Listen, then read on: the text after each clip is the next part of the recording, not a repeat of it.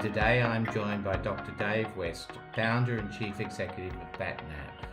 Dave has over 10 years' experience in bringing his understandings of materials to the energy sector, and he has worked with major Australian energy companies. Dave and his family live in Brisbane. Projects RH is currently working with Dave to bring the company he founded, BatNav, into the market. Today our topic is investment trends in energy technology. At Projects RH we work with valued clients who seek to prepare their companies to raise debt and equity from local and international markets. Dave, it's my pleasure to have you with us today. Thanks, Paul. Pleasure to be here. Today we live in a rapidly changing world where energy customers and voters are demanding that we have an energy policy which reflects their social views.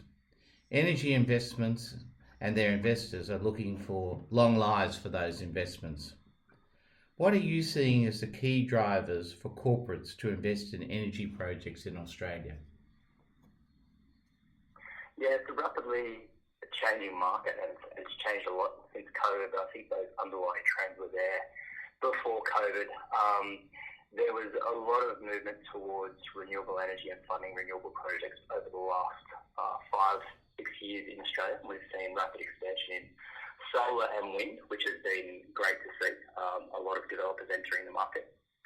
But what's happened is we're seeing that with that expansion of solar and wind, a lot of those projects are experiencing negative wholesale electricity prices. Yes. And so what they're starting to look at now, prioritising, is the energy storage projects. The big battery in Tesla came in a couple of years ago from an electricity security point of view, and now a lot of the developers and energy operators are starting to look at big batteries for energy reliability to firm up their supply. That's really interesting. You know, I worked for over 20 years in large energy and big resources companies, and you can see that they're looking for something new. Dave, what surprised me is your comment about the impact of COVID-19, because we've seen that in the price of crude oil and oil products, and the reduction of refinery demand, and now the announcement of closures of even more refineries. What do you think will be the impact of all of this on the EV industry in the medium term? Again, I think the underlying drivers for EVs were already there. What I see and the advice that I'm getting, so one of our advisors to BatNav is Professor Rob Perron, and he's worked extensively across the hydrocarbon energy sector and now more in the battery materials sectors, and he's been very surprised at the change in strategy of some of the big oil and gas majors. I think there was an underlying focus or an underlying desire to move away from hydrocarbon-based energy streams and to electric vehicles before, but I think those oil and gas majors are so large and they had so much inertia that they just weren't able to change. COVID, I think, has disrupted things so much that it's broken up some of that inertia in some of those very large organisations, and they have come out with strategies around hydrogen since the start of COVID, and also I think they're really looking reality in the face now due to COVID, whereas before they knew they had to change, but they just didn't have the impetus, the spark that needed to do it, and COVID's definitely provided that. Oh, that sounds true. Two of my long-term concerns about moving to an increased reliance on wind and solar power have been the cost of storage and the impact when switching causes to stability of the grid system. My understanding is that recent developments in batteries now allow batteries to provide that stability into the system and can allow for increasing usage of renewable energies. Could you explain to me how that works? Yeah, it's complex. Anything to do with an electricity grid is complex, and I am not the expert in that area, but I can give it quite a simple understanding, is that the ability of big batteries, such as Tesla's big battery in South Australia, is that it can respond in milliseconds to fluctuations in supply and demand in the grid. And so if you have a a rapid change in supply or demand in the grid, you need response systems to be able to either take electricity out of the grid or put electricity in. The traditional sources of that were baseload coal or coal-fired power stations and peaking gas. Peaking gas is relatively fast response compared to coal, but still takes in the order of minutes or 15 minutes, 30 minutes in order for it to ramp up from not delivering electricity to deliver electricity, whereas a big battery can actually respond in milliseconds and be online continuously. So that ability has really changed the scene in terms of electricity security. The stability of the grid is far more improved by having those big batteries at strategic locations. Dave, as we see this increasing reliance on renewable energy, we one stage we heard a lot about using pump hydro, and the classic being the Snowy Mountain scheme. Clearly, the country can't rely on one location or one scheme to provide the emergency power need or the switching power needs. What we will need, in my opinion, is a diversified storage location. And as you know, we've dealt with a number of investors from Europe who have been looking at battery-supported solar projects. Can you explain to us the importance of batteries in a well-managed grid power system? Yeah, I see the future of energy and energy generation and storage being like a portfolio of investments, distributed in strategic locations, managing the risk by being in those strategic locations.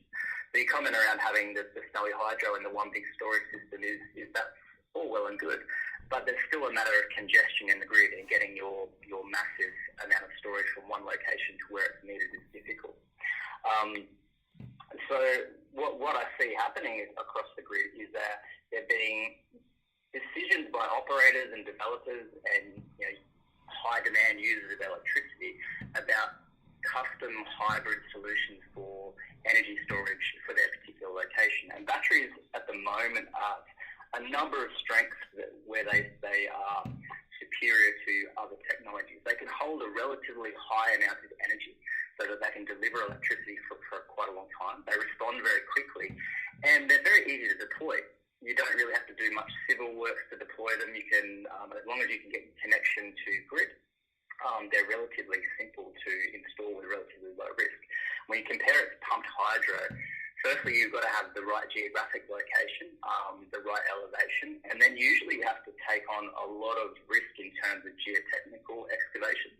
And the round-trip efficiency of pumped hydro is surprisingly low, whereas batteries are up towards 90%. I think pumped hydro sort of sit around 70-75%. So for every cycle of energy you're losing a considerable amount of electricity and energy, and that costs money. That's important. When we did a solar investment in Queensland, one of the things the investor required us to do was invest in a battery. And when we looked at the battery project, one of the weaknesses in our project was the reliability long-term of the battery. Could you comment on that? And what BatNav does to help us with that? Yeah, sure. So batteries are a new technology, and there are numerous technologies that projects and engineers are faced with when selecting. So there's differences in chemistry, there's difference in cell design, and for someone unfamiliar to it, and even experts, it's quite an extensive process to be able to understand what impact that has on the performance and reliability of your battery. The way that BatNav looks at it is that the cell manufacturer is the expert, and what we do is we provide knowledge to the buyer, so the project manager or the engineer or the director of the company, whoever wants to manage the risk. We provide that knowledge to the buyer so that they can ask the right questions and assure the quality throughout the procurement process. So by giving that knowledge to the buyer, it balances out the negotiating power between the two parties. You can create a better competitive situation in your tender, and I've done this a lot in my career through buying high-spec materials in the gas industry. You can create a better competitive situation, and ultimately you may not get a better price, although you can. Some of our customers have said that they think they can save between $250,000 and $500,000 on a single procurement alone.